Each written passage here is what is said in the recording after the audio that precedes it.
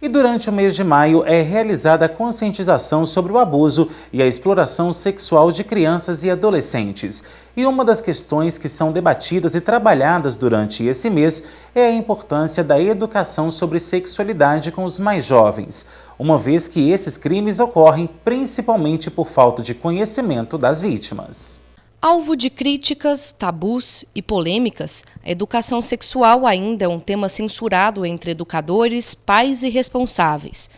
Mas, apesar da discussão sobre o assunto, você sabe o que de fato é educação sexual? O diálogo sobre sexualidade está diretamente ligado à condição humana. Sandra Freitas é especialista no assunto. A sexóloga educacional afirma a importância do debate. Quando a gente fala em sexualidade, a gente fala sobre a nossa vida, né? A sexualidade ela faz parte da nossa vida desde quando a gente nasce até quando a gente morre. Então, essa construção ela precisa ser feita de maneira saudável. Então, ainda existe muito tabu, muito medo, muito receio de falar sobre sexualidade, porque as pessoas associam diretamente, quando a gente fala educação em sexualidade, as pessoas costumam associar a sexo.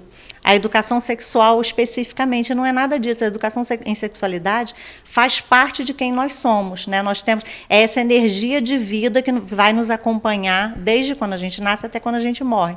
Além da instrução biológica, o ensino sobre a sexualidade pode mudar a trajetória de crianças e adolescentes. De acordo com Sandra, é através do diálogo que os pequenos podem se expressar em situações de violação. Porque a criança vai buscar esse ensinamento, né? Se ela não tem esse ensinamento dentro de casa, ela vai buscar em outro lugar, né? Eu costumo dizer que a educação em sexualidade, ela acontece 24 horas por dia.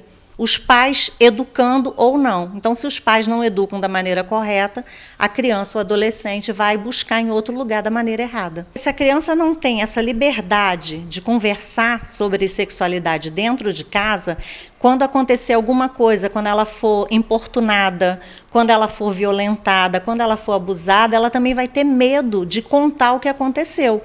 De acordo com uma pesquisa do Datafolha de 2022, apenas 40% dos jovens conversam com os pais sobre sexualidade. E foi através de uma abordagem acolhedora e atenta que a família de Meire fugiu das estatísticas. A professora é mãe de 2 meninas e afirma a importância do diálogo.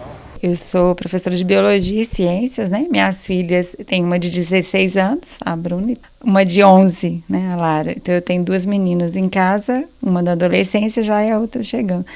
Então, eu tento passar para elas o que eu consigo. Então, eu tenho mais facilidade por ser professora, né, de Biologia, mas sempre que elas têm dúvida em alguma coisa, eu tento passar, né, o que é correto, o que é certo, o que eu posso dar de ajuda para elas nessa vida, né, na questão de sexualidade. Essa proximidade que a gente tem que ter dos filhos é que ajuda eles a terem confiança na gente, né, de estar contando as coisas que acontecem, sempre orientando, vendo o que eles estão fazendo, sempre de olho, né, nas situações que estão acontecendo, para que a gente possa evitar certas situações, né, que vão ser prejudiciais para eles. Quando o assunto se refere ao abuso ou alguma situação em que a criança ou adolescente esteja tendo seus direitos violados, não basta apenas falar e denunciar.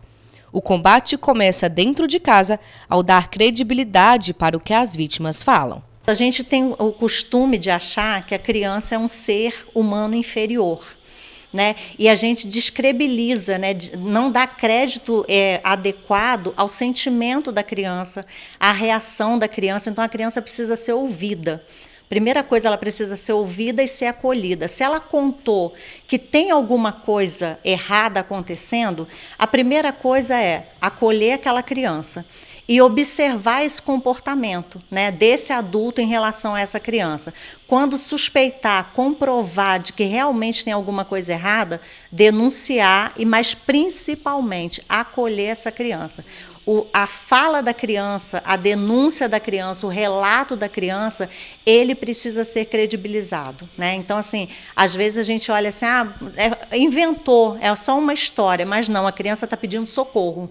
A criança está pedindo ajuda para uma situação que ela não consegue lidar, porque ela não sabe lidar com isso. Então, quando ela busca ajuda, ou do pai, ou da mãe, ou de um professor, né, ou de um outro parente, uma avó, uma tia, alguém em que ela sinta confiança, a primeira coisa que esse adulto precisa fazer é abraçar e acolher essa criança e acreditar aquilo que ela está falando. E, a partir daí, investigar e seguir o caminho, né, da denúncia, que é o mais importante também.